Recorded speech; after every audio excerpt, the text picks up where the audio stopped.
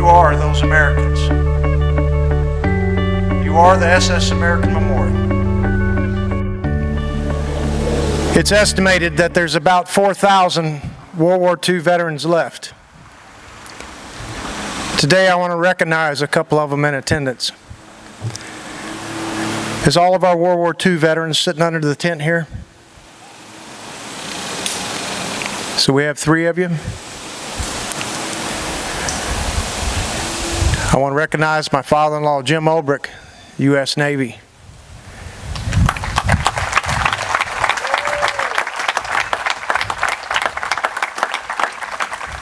What's your name, sir? William Crook. We want to recognize Mr. Crook.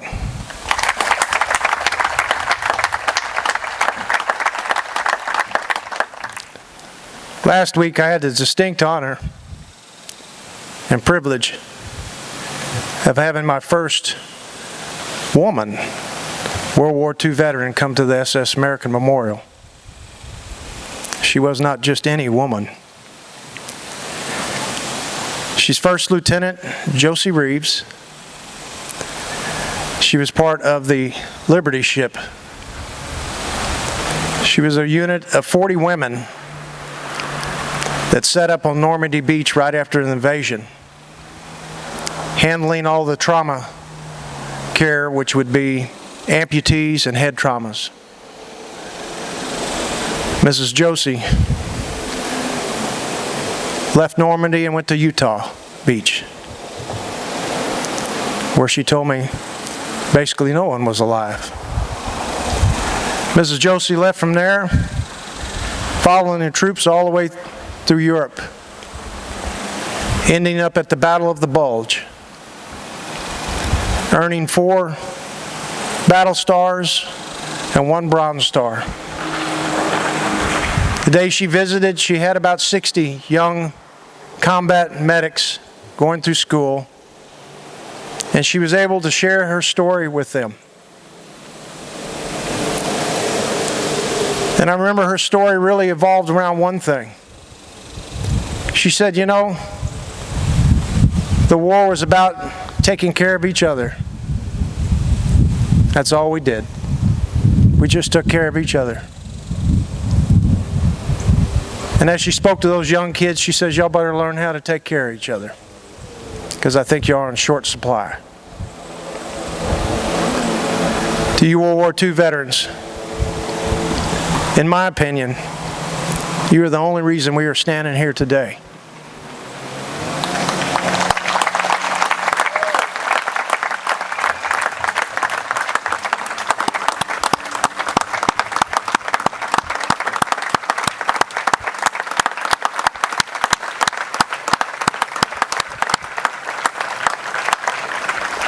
As I had Miss Josie in the memorial, sitting there talking about her history,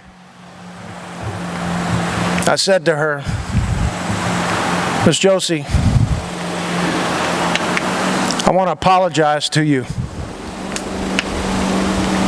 I am shamed at the way that this country has become after all of y'all's sacrifices. We have become so complacent. We do not remember Mr. Crook, Mr. Olbrich, and Mrs. Reeves.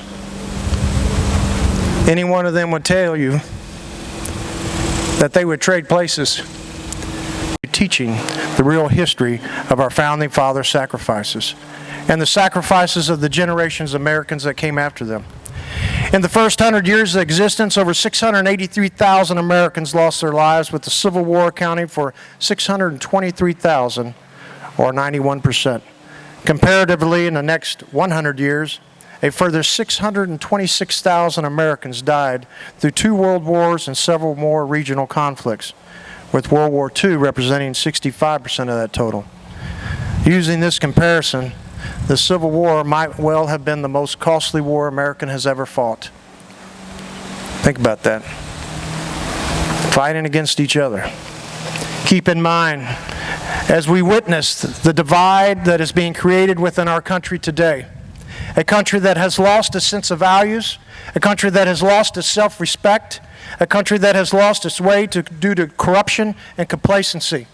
For the last 16 years, this location and its founders of this event has watched our country's culture as it has declined. A location and event that runs on values, demands respect of our veterans, and offers a sense of honor and integrity. The history of this event is provided in the insert in your program of how this all came about. With the dedication of the SS American Memorial on July 3, 2014, this location has taken on a life of its own. During its first full year in 2015, the memorial and grounds witnessed over 2,200 visitors, an average of 6 per day at me and my wife's back door, to include over 1,300 wounded warriors and active duty trainees.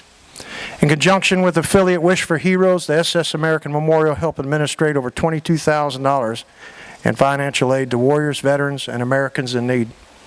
These needs included plane fare to send a warrior home to die with his loved ones, bus tickets for lost soldiers just trying to find their way home, insurance payments, auto, electrical, and basic necessities, to include on-site extended stay housing, drug and alcohol counseling, and job search.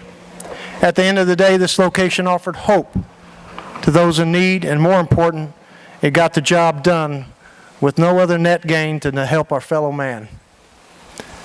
A location driven by values, old school values that are not taught in today's environment. A location that is made up of old school Americans. You are those Americans. You are the SS American Memorial. Today we have a vision for this property that includes a master development plan. A vision that includes the next Arlington, a cemetery. A vision that includes a hospice facility so our warriors can die with respect. A vision that includes PTSD counseling centers so we can heal our warriors' minds. A vision that includes a library so that we may learn of our country's sacrifices. And a vision that includes a sanctuary so that we may witness before our God. A vision that offers an outdoor park, providing therapeutic respite for care for all Americans. This vision's most important ingredient will be one of humility. There will be no individual or corporate names on these buildings. There will be no brick pavers displaying our family names. You will not be able to purchase or buy a spot for your legacy. Here, a person's legacy starts at the end of his or her life when they are displayed in the marble orchard, the cemetery. Legacy of humility. As I recently shared this vision with a young Marine, he stated, so let me get this straight. As we drive through this property, we will see the sacrifice. We will be able to learn of the sacrifice in the library, the history. And as we travel down the road to the memorial grounds, we will be able to celebrate the sacrifice. My family is prepared to donate our largest asset to see this vision come to fruition. A legacy team is in development stages that will include contractors, architects, engineering, legal, and financial. We will walk slowly and we will plan methodically and we will persevere so that we may get this exactly right for the future generations. Over the past 6 months, we have formed the SS American Memorial Foundation. At this time, I'd like to introduce our board of directors. Commander Marty McDonough and his wife, Kathy. Rick Percy, United States Navy veteran, joined by his wife, Angela. Rich Densman, U.S. Navy veteran. Senior Chief Al Leindecker, joined by his wife, Linda. And our Executive Director, Lieutenant Colonel Bob Sauter, U.S. Marine Corps. This foundation will not only be a location as described in our vision, but it will be a foundation that offers Americans an avenue of philanthropy to those that are tired of putting their hard-earned dollars and labor into another suspect, not-for-profit program that is rife with greed and complacency. We will use this location as a means for our associate nonprofits that have been vetted to hold fundraisers free of charge so that they may further their ministry. We will hold our own fundraisers, and we will use a portion of the proceeds to donate to fledgling nonprofits that fit within our overall goal of helping fellow Americans in need. But these needs will not be a welfare program. These will be real needs. Currently, we have set up our endowment fund with the New Braunfels Area Community Foundation to ensure long-term perpetuity, a fund that also offers flexibility for future scholarship fund creation for the worthy youth of tomorrow.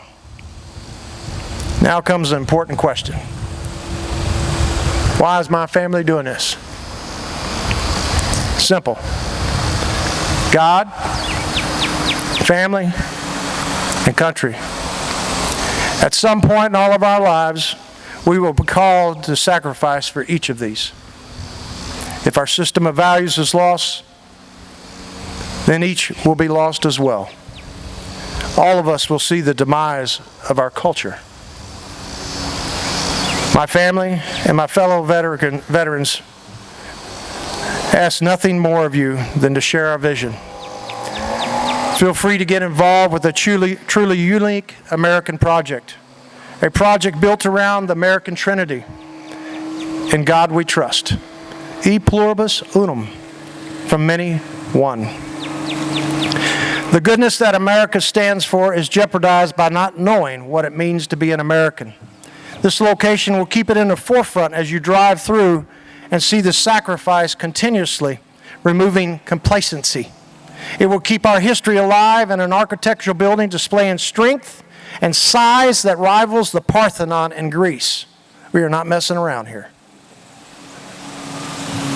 As we come to a close, I would offer to you to keep in mind the words of the veteran letter that my daughter's written to President Jimmy Carter.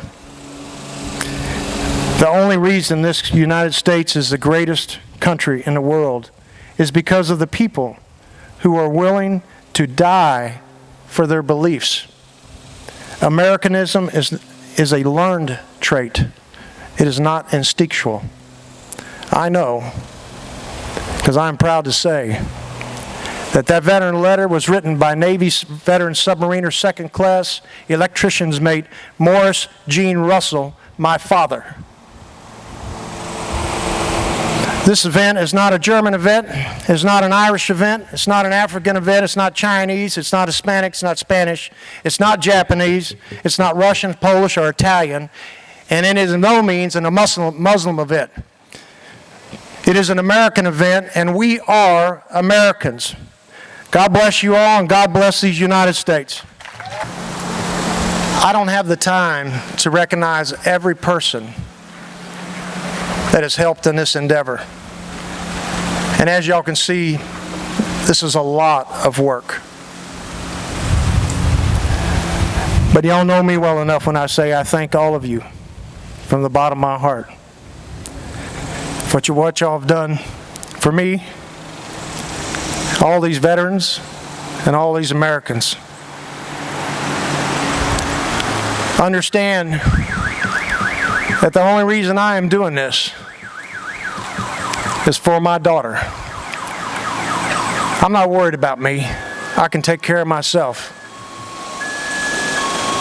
Y'all should be very concerned with the future of this country and these kids.